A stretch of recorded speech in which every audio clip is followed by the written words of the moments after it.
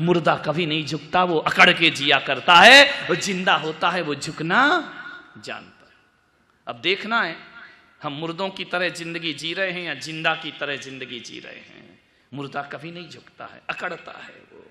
कभी ख्याल किया, ये पीछे मैं जाता हूं जंगल में, सुबह सुबह जब मैं जाता हूं नदी देखता हूं, इतनी बाढ़ आ रही है उसमें, मुझे डर लगता है वो यहां तक नहीं आ जाए। इतनी बाढ़। आज तो कृपा है भगवान की नहीं बरस रहा है, नहीं तो पूरी रात बरसता है। नदी में बाढ़ आ रही, मैंने क्या देखा उस नदी में कि जो पेड़ वृक्ष अकड़ के खड़े रहते हैं, तने खड़े रहते हैं, नदी उन्हें जड़ से उखाड़ के ले जाती है।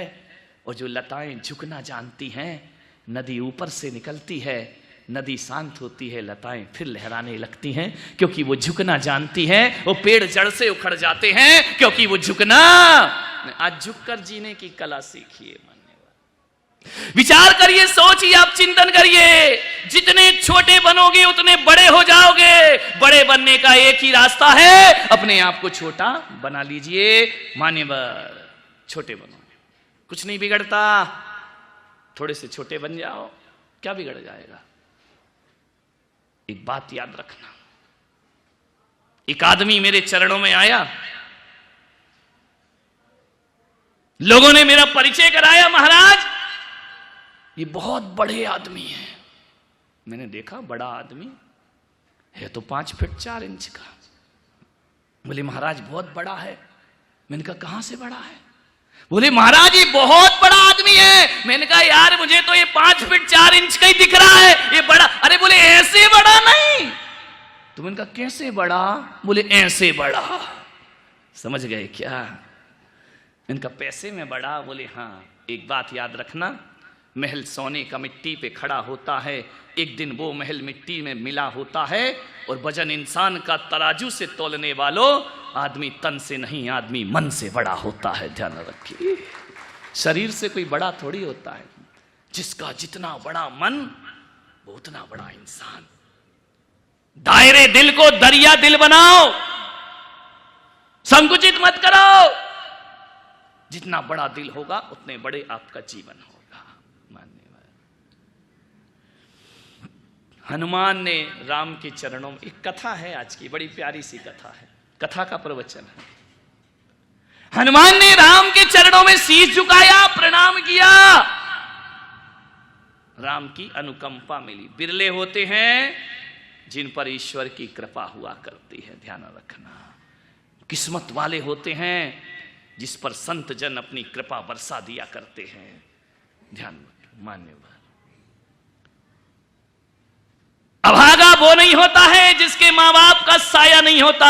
अभागा वो भी नहीं होता जिसके पास धन दौलत या माया नहीं होती। हकीकत में अभागा तो वो होता है जिस पर भगवान की छत्र छाया नहीं होती। दुनिया में वो सबसे बड़ा अभागा। प्रभु की छत्र छाया हमारे सिर पर होना चाहिए, और कुछ हो या ना हो।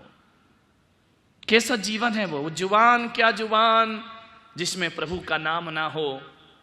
वो जुबान, क्या जुबान जिसमें प्रभु का नाम ना हो। वो हृदय, क्या हृदय जिसमें भगवान की मूरत ना हो। और वो आंखें, क्या आंखें जिसमें भगवान की सूरत ना हो। वो जिंदगी बेकार हुआ करती है। ईश्वर की सूरत अपनी आंखों में बसा करके रखी है।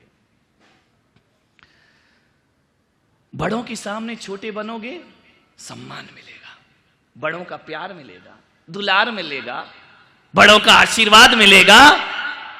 बड़ों के सामने बड़े बनोगे तो टकराव मिलेगा, मनमुटाव होगा, दूरियां बढ़ेंगी। छोटे बन जाओ, बहुत आनंद हुआ करता है। झुककर मिल रहे हैं ये कम ना समझना। झुककर मिल रहे हैं ये कम ना समझना। फलदार वृक्ष की डाली हमेशा झुकती है। कौन से पेड़ की डाल झुकती है? जिसमें फल हुआ करते हैं, और जिसमें फल नहीं होते वो डाली कभी झुकती नहीं है। जो कच्ची कैरी जानते, आम की जानते, कच्ची होती है, कड़क होती है, वो झुकती नहीं है, कड़क रहती है। लेकिन जैसे जैसे उसमें बड़कपन आता है, वो पकना प्रारंभ करती है। जब उसमें मीठा रस भर जाता है, और आम जितना मीठा होता है डाली में उतना झुकना प्रारंभ हो जाया करता है, डालियों को झुकाना प्रारंभ कर देता है। तो ध्यान रखना, झुककर मिल रहे हैं कम ना समझना, फलदार वृक्ष की डाली हमेशा झुकती है। एक बहुत याद आ रहा है प्रसंग आगरा का। सम्राट अकबर, बादशाह अकबर बहुत दान करते थे। कोई भी जाए तो अकबर दान करता था। मुगल साम्राज्य में कोई यदि अच्छा शासक इस धरती पर हुआ है तो सम्राट अकबर को हमेशा दुनिया याद किया करती है। मुसलमान होकर भी जिसने अपने जीवन में कभी भी भेदभाव नहीं रखा। कमियां तो सब में होती हैं मेरे भाई, फिर भी क्रूर शासकों के बीच एक इंसानियत का दिल धड़कता था। अकबर ने क्या किया? दान करता था। कोई भी आ जाए सुबह सुबह दान लुटाया करता था। कोई भी हाथ फैला दे, जाति पाति से परे, जिसने हाथ फैलाया उसने उसे कुछ ना कुछ जरूर दिया। लेकिन अकबर की एक आदत थी कि जब भी वो दान करता था आंखें नीचे कर लेता था। लोगों ने कहा कि सम्राट बादशाह जहां पनाह, जब आप दान करते हैं तो आंखों को नीचे क्यों कर लेते हैं? आपको तो आंख उठा के बात करना चाहिए। मालूम है अकबर ने एक बहुत बड़ी बात बोली कि देनहार कोई और है, भेजत है दिन रैन। मैं क्या देता हूं? देनहार कोई और है, भेजत है दिन रैन। लोग भरम मेरो करें, याते नीचे नहीं। देने वाला तो ऊपर वाला होता है। और एक बात याद रखना, लेकिन लोग सोचते हैं कि अकबर दान करता है। अकबर दान नहीं करता, देने वाला कोई और है। और जब लोग मेरा भ्रम पालते हैं, मेरी निगाहें नीची हो जाया करती हैं। नीची निगाह करके दो। ध्यान रखिए, एक तो कहता है कि मैंने दान दिया है, और एक कहता है मैं सौभाग्यशाली हूं कि आपने मेरा दान स्वीकार किया है। ध्यान रखिए, दोनों में बड़ा अंतर होता है। एक देने में अहंकार है, एक कह रहा स्वीकार करो, मैं आपको प्रणाम करता हूं, मेरा जीवन धन्य है कि आपने मेरा दान स्वीकार कर लिया है। मन जीवन की वृत्तियों को समझने का प्रयास करिए, झुक कर जियो। बहुत कुछ मिलता है झुकने में। इसीलिए तो धर्म की शुरुआत जब भी होती है तो सबसे पहली शुरुआत प्रणाम से हुआ करती। प्रणाम करिए, नमस्कार करिए। किसी से कुछ भी पाना है झुककर ही आप पा सकते हो। अकड़ के दुनिया में किसी को कुछ नहीं मिलता। कभी ख्याल किया अपने मुंह में कितने दांत हैं? नहीं, जिनके निकल गए उनसे नहीं पूछ रहा। 32 दांत है ना, समझ ना। जिह्वा कितनी है? अकेली है ना।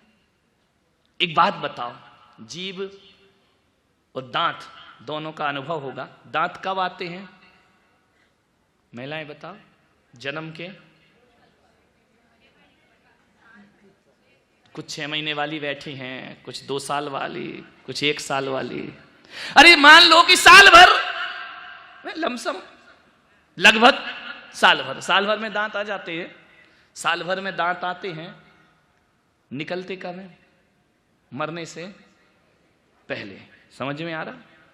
जन्म के बाद आते हैं, मरने से पहले निकाल दिए जाते हैं। लेकिन जो जिह्वा है ये कितने साल बाद आती है? जन्म के बोलो, साथ में ही आती है। कब निकाल दी जाती है? कभी नहीं ना। ध्यान रखना, दांत कठोर हैं, दांत अकड़ में जीते हैं। और एक बात याद रखना, जिह्वा मुलायम है, वह समर्पण में जीती है। एक बात याद रखो पूना वालों, जो अकड़ता है उसे यमराज बहुत जल्दी पकड़ता है। ध्यान रखना, जो अकड़ता है उसे यमराज बहुत जल्दी पकड़ता है। जो झुकता है वो जन्म से साथ आता है, वो मृत्यु तक हमारा साथ निभायक। जीभ मुलायम है, बहुत मजेदार कहानी है दोनों की। एक बार जीव ने कहा कि अरे दांत, तू बहुत बेईमान आदमी है। दांत ने कहा क्या हुआ? बोले मेरे को कुछ करने ही नहीं देता है, हमारे सामने पहरे लगा के खड़ा है। दांत को, जीव को देखना। जीव ने कहा ए दांत, जरा संभल के जी। दांतों ने कहा तू ज्यादा मत बोल, तू अकेली, हम 32, तू कर क्या लेगी हमारा? दांत ने कहा कि हम 32, तू अकेली। बोले देख तू है बहुत बेईमान। जीव ने कहा बोले क्यों? कि तू हमें पहरा दे के खड़ा रहता, हमारी दिन भर रखवाली करता है। बोले रखवाली नहीं, ज्यादा बोलने की जरूरत नहीं, हम वो दांत हैं, तू ज्यादा गड़बड़ करेगी ना तो हम तुझे काट लेंगे। जीव ने कहा तुम मुझे काट लोगे? बोले हाँ। बोले बात क्या है? बात ये है कि कठोर कठोर तो यार तू हमसे चबवाती है। जीव कठोर कठोर जो भी आता है अनाज वो हमसे चबवाती है, और गुलाब जामुन खुद चट कर जाती है, हमारा नंबर ही नहीं आता है। दोनों में लड़ाई हो गई। लिक्विड रबड़ी मलाई तो तू खा जाती है, वो चना कठोर आया तो बोले तू चबा के हमको दे, नौकरी करवाती हमसे। दांत ने कहा ज्यादा मत कर, हम तुझे काट लेंगे। जीव ने कहा तुम कुछ नहीं कर सकते। बोले नहीं, यदि काट लिया तो तू बचेगी नहीं। जीव ने कहा बेटा तुम 32 मिलके मुझे काटोगे ना, मैं अकेली ऐसी बात बोल दूंगी कि 32 के 32 सामने वाला उखाड़ के फेंक देगा। ध्यान रखिए, मैं अकेली एक बात में 32 उखड़वा दूंगी। ध्यान रखना। मान्यवर, झुको, झुकने से बहुत कुछ मिलता है जीवन में। हनुमान झुक गए, राम ने अपना आशीष रख दिया। बड़ा पावन प्रसंग है ये रामायण का। राम ने हनुमान से कहा कि हनुमान एक बात तो बताओ, तुम मेरे चरणों में झुके, मैंने अपना आशीष रख दिया। हनुमान ने कहा मेरा जीवन धन्य हो गया, मेरी जिंदगी धन्य हो गई, मेरी सेवकाई धन्य हो गई महाराज, आपके चरणों में झुक के आशीर्वाद को प्राप्त करके। राम ने कहा कि हनुमान आज मेरा मन हो रहा है कि मैं तुम्हें कुछ दे दूं। हनुमान ने कहा नहीं प्रभु, बड़ी कृपा है, बड़ी दया है, क्या चाहिए? मैं आपका भक्त हूं, इससे बड़ी दौलत क्या होती है? राम ने कहा नहीं हनुमान, जिसने मेरा संकट में साथ दिया है उसको मैंने कुछ ना कुछ जरूर दिया है। अंगद ने मेरा साथ दिया तो किष्किंधा का राजा बना दिया, सुग्रीव ने मेरा साथ दिया, उसे सम्राट बना दिया, विभीषण ने मेरा साथ दिया, मैंने उसे लंका का राजा बना दिया। पर हनुमान, जो साथ तुमने दिया है वो साथ तो मेरा किसी ने नहीं दिया है। हालांकि जंगल में रह के एक एक जानवरों ने मेरा साथ दिया है, जटाइयों ने मेरा साथ दिया, मैंने उसे बैकुंठ पहुंचा दिया, स्वर्ग पहुंचा दिया, तुम्हें कुछ नहीं दिया हनुमान। मान्यवर पूना वालों, ऐसे ही भक्त बनना भगवान के, ईश्वर के, गुरुओं के, कि तुम ना मांगो, भगवान ही बोले कि बोल तुझे क्या चाहिए। ध्यान रखना।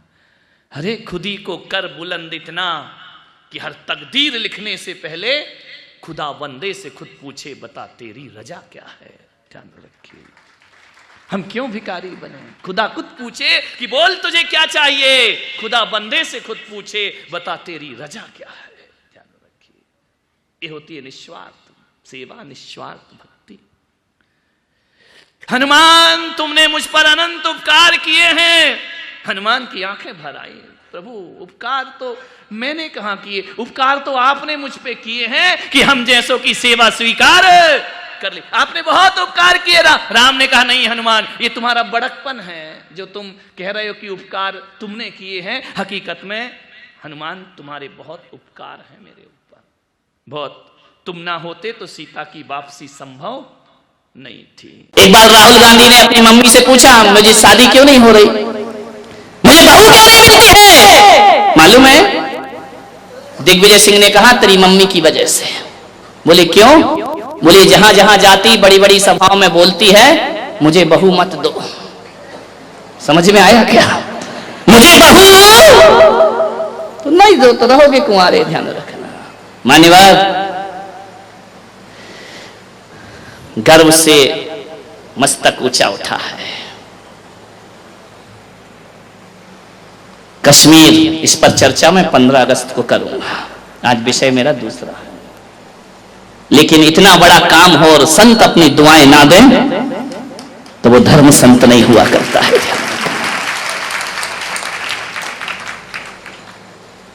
बहुत बड़ा फैसला लिया है, नारियों का उद्धार किया, 3 तलाक का विध्वंस किया है। जो नारी भोग की वस्तु बनी थी उसे उन्हें आदर्श बना करके खड़ा कर दिया मोदी जी ने। अभी देखना आगे आगे और क्या होगा। मैं आपसे इतना ही निवेदन करना चाहता हूं,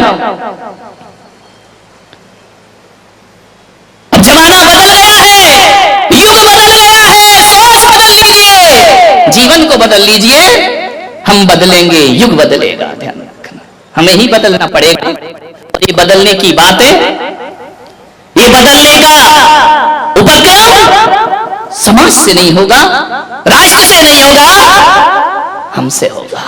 एक एक व्यक्ति राष्ट्र हुआ करता है और एक एक व्यक्ति यदि सुधरेगा, व्यक्ति से समाज बनता है, व्यक्ति से परिवार बनता है, परिवार से समाज बनती है, समाज से राष्ट्र बनता है, राष्ट्र से विश्व का निर्माण हुआ करता है। परिवर्तन अपने घरों से आना चाहिए। 21वीं सदी है, ध्यान रखना। जहां जगह मिले आ जाओ, हाउसफुल हो गया यहां, साइड में जहां भी मिले इस साइड आ जाओ, बैठने की थोड़ी वॉलंटियर व्यवस्था करें। अशोक जी, पंडाल फटेहाल, ध्यान विचार करिए। तुम्हें कह रहा था कि घर से व्यवस्थाएं सुधारिए, घर से जीवन सुधारिए, अपने घर को मंदिर जैसा पवित्र बनाने का प्रयास करिए। 1 घंटे की पूजा पाठ से जीवन में मंगल होने वाला नहीं है। एक बात याद रखना, पूरी जिंदगी को पवित्र बनाना पड़ेगा। बहू ने कहा कि महाराज, हम यदि अपने घर में कुछ करते हैं तो हमारी सासू, हमारे ससुर ये कहते हैं लिमिट क्रॉस हो रही है। हमसे कहा जाता है फ्रीडम ज्यादा मिल गया है, स्वतंत्रता ज्यादा मिल गई है, यह बातें बोली जाती हैं महाराज। और जब यही बातें हमारी ननन जब ससुराल से पीहर आती है ना, तो यही माँ उसे समझाती है कि बेटा ससुराल में कैसे रहना, ससुराल की हुकूमत कैसे करना, ज्यादा सास से दबना नहीं, झुकना नहीं। जिस बातों का विरोध करती है मेरी, वही बातें वो मेरी ननद को सिखाती है। बहुत पीड़ा होती है महाराज, बहुत दर्द होता है महाराज। ये दोहरे मापदंड क्यों है हमारी माताओं के बीच में? मैं जानता हूं एक ऐसी सास को, वो मेरे दर्शन करने को आई, मैंने कहा अम्मा जी सुखी हो? अरे बोले सुखी तो हूं महाराज, बस एक दुख है। मैंने कहा क्या दुख है? बोले जो बहू आई है ना, तो मैंने कहा क्या हो गया उसको? अरे बोले कोई तमीज नहीं, माँ बाप ने कुछ नहीं सिखाया उसको। तो मैंने कहा तू सिखा दे। अरे बोले महाराज देखने गए थे, शादी की थी, अब तो बड़ी सुशील लग रही थी, 8 बजे तक सो के नहीं उठती है, पूरा घर उठ जाता है, वो सोती रहती है, बड़ों को बड़ा नहीं समझती, छोटों को छोटा नहीं समझती, बड़ी बेरुखी से बात किया करती है। बहुत दुखी हूं महाराज, जब से ये बहू आई है मेरे जीवन में नरक हो गया। मैंने कहा और मम्मा जी बेटियां कैसी हैं? अरे बेटियां, अरे क्या बताऊं महाराज, क्या किस्मत लेकर आई हूं मैं, क्या पुण्य कमाए थे किस जन्म में। मैंने कहा क्यों क्या हुआ? बोले ऐसे कंवर साहब मिले हैं, ऐसे कंवर साहब मिले हैं। मैंने कहा कैसे मिले हैं? अरे हीरा है हीरा। मैंने कहा कैसा हीरा? बोले बेटी को उठने तक नहीं देता, चाय बना के दे देता है, और जो बेटी कहती है वही करता है। कौन से जन्म में मैंने ऐसे पुण्य कि ये दोहरे मापदंड। बहू को कहती है कि सो के समय पे नहीं उठती, वो दमाद से कहती दमाद हीरा है। बेटी की जुबान पे बात नहीं आती और कंवर साहब पूरा कर दिया करते। पिक्चर दिखाने ले जाते हैं, घुमाने ले जाते हैं, बाहर खिलाने ले जाते हैं। तर गई महाराज बेटियों की तरफ से। तो मैं ध्यान रखना, तू तर नहीं गई, तू मर गई, ध्यान रखना। विचार ये स्थिति हमारे घरों की। बहू के लिए उसी चीज पर पाबंदी और बेटी के लिए उसी चीज की शिक्षा। ये दोहरे मापदंड नहीं चलेंगे, ध्यान रखिए। निवेदन है मेरा, मैं ससुर से और सासुओं से निवेदन कर रहा हूं, दोहरे मापदंड मत रखिए। एक जानते हो, एक महिला मंदिर आई, अम्मा जी रास्ते में मिली, नमोस्तु महाराज, प्रणाम प्रणाम। उनका अम्मा जी बड़ी खुश दिख रही है। बोले बहुत खुश हूं महाराज। मैं इनका क्यों? इनका कितने बच्चे हैं तुम्हारे? बोले 4 बेटियां हैं। 4 बेटियां सुखी हैं? सुखी तो क्यों नहीं रहेंगी? जब मैंने उनकी शादी की थी ना, तो महाराज क्या बताऊं तुम्हें, मेरा भी दिमाग ऐसा चला, मैंने कहा अपनी लड़कियों की शादी वहां करूंगी जिस घर में सास नहीं है, और सास नहीं है तो हुकूमत अपने हाथ में। इतनी मैंने कहा चारों मिल गए, ऐसे कमाए, चारों मिल गए, राम लक्ष्मण भरत शत्रुघ्न से, सास नहीं है उस घर में। इतना राज करती हैं हमारी बेटियां, जो कहो वो होता है। तो मैंने कहा अम्मा जी और कोई कमी जिंदगी में? बोले एक कमी है। मैंने कहा क्या? बोले जो हमारा लड़का है ना। मैंने कहा हाँ। बोले 35 साल का हो गया। समझ गए क्या? ऐसी बातें आपको डायरेक्ट समझ में आती हैं। बोले 35 साल का हो गया महाराज। तो मैंने कहा होगा ही नहीं। अरे बोले ऐसा नहीं, अभी तक कुंवारा बैठा है, शादी नहीं हो रही उसकी, बस एक तकलीफ है। मैंने कहा अम्मा जी लड़की देखने वाले नहीं आते क्या? बोले बहुत आते हैं, रिश्ते तो इतने आ रहे, लाइन लगी है। जो आता है लड़के को देखता है, घर जाता है, कहता जवाब देंगे, आज तक जवाब ही लौट के नहीं आता है। हम इंतजार ही करते हैं, कुंडली भी मिल जाती है, लेकिन शादी नहीं हो रही है। मैंने कहा अम्मा जी नहीं होगी। बोले क्यों, कोई शनि की दशा लगी है क्या? मैंने कहा दशा नहीं लगी, दशा बैठी है। बोले मतलब क्या है? मैंने कहा तूने तीनों बेटियों के लिए संकल्प लिया था ना कि जिस घर में सास ना हो वहां दूंगी, तो और बेटी वाले भी तो हैं। मैंने कहा जब तक तू रहेगी लड़का कुंवारा रहेगा, ध्यान रखना, और जिस दिन तू दुनिया से चली जाएगी उस दिन लड़के के फेरे लग जाएंगे। दोहरी नीतियां मत चलो मेरे भाई, ध्यान रखना, दोहरे मापदंड मत रखिए। बेटी के लिए अलग व्यवहार, बहू के लिए अलग व्यवहार। बेटी 4 दिन को आती है, वीआईपी ट्रीटमेंट मिलता है, बहू 24 घंटे साथ रहती है, दोयम दर्जा मिला करता है। क्या बात है कि एक सास 10-10 साल की हो गई बहू, शादी हुए, आज भी उसे बहू ही समझती है, ध्यान रखना। आज तक उसे बेटी नहीं समझ पाई, आज तक उसे बहू का ही दर्जा दिया जाता है, आज तक वो पराया जीवन ही जीती है। मान्यवर आपके घर में नहीं है, मैं आशीर्वाद प्रदान करता हूं, अच्छा घर हो, लेकिन कहानी उन घरों की है जहां बहुएं प्रताड़ित की जाती हैं, ध्यान रखिए। कोई जरूरी नहीं है कि बहू ही सास को प्रताड़ित करती हो, सास भी कुछ कम नहीं है मेरे भाई, ध्यान रखना, ये भी बहुओं को बहुत उलाहने दिया करती हैं। मानो बहुएं ताली तो बजा दो, आज तुम्हारे पक्ष में बोल रहा हूं मैं, ध्यान रखिए। कौन बोला आज किसने सद्बुद्धि दे दी? बहुत बढ़िया, जय हो पंचम काल की। विचार बहुत परेशान होती है आज बहुओं की स्थिति वह है घरों में। उस बहू ने कहा महाराज बहुत पीड़ा होती है हमें भी, हम भी परिवार छोड़ के आए हैं, हम भी इस घर को अपनाते हैं, लेकिन इस घर ने हमें आज तक अपनाया नहीं। क्या होता, क्या क्या फर्क पड़ता है? एक बात बताओ, सासुओं से मैं पूछता हूं, बेटी कब आती है तुम्हारे घर में गर्मी की छुट्टियों में? यहां रोज नाश्ता कौन बनाता है? बेटी आके बनाती है, बहू बनाती है? बहू बनाती है ना। रसोई कौन बनाती है? बहू बनाती है। चलो नौकरानी होगी, निर्देश तो बहू देती है ना, देखती है ना। बीमार हो जाओ तो बहू आके पूछती है, बीमार हो जाओ तो दवाई भले झुंझला के दे, गुस्से से दे, देगी बहू ही, पड़ोसिन देने वाली नहीं है, ध्यान रखना। कुछ भी करेगी, तकलीफ हो, दुख हो, संकट हो, बहू ही साथ में आती है। बेमन से आए या मन से आए, साथ तो बहू ही देती है ना। सुबह से उठती है, तुम्हारी व्यवस्था करती है, नाश्ता बनाती है, खाना बनाती है।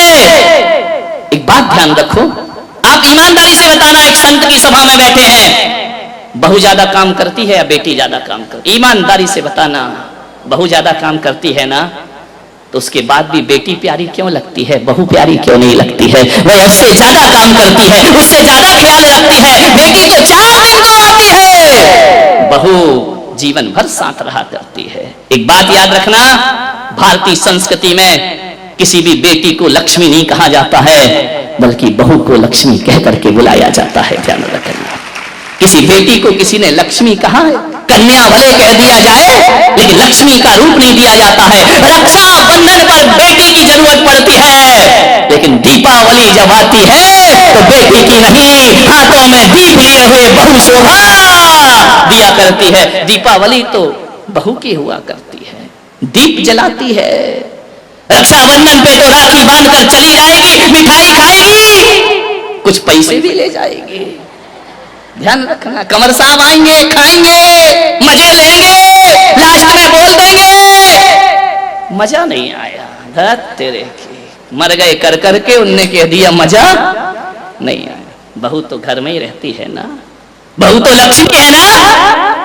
आज तक किसी बेटी की आरती किसी माँ ने नहीं उतारी होगी, लेकिन बहू जब घर में आती है तो सास को दीप लेकर उसकी आरती उतारना पड़ती है। बहू मंगल है, बहू शुभ है, बहू लक्ष्मी का रूप है, बहू सरस्वती का रूप है। जब वह बहू घर में आती है, तुम्हारे वंश को अंश प्रदान करती है, और जब उन्हें संस्कारित करती है तो यही बहू सरस्वती का रूप हो जाया करती है। ध्यान रखिए, और यही बहू लक्ष्मी का रूप हो जाती। बहुओं को लात मारना यानी लक्ष्मी को लात मारना के समान पाप हुआ करता है। ध्यान रखिए, बहुएं तो घर की शोभा होती है, प्राण होती है। बहुएं ना हो तो तुम्हें कोई दादी कहने वाला नहीं मिलेगा, तरस जाओगी।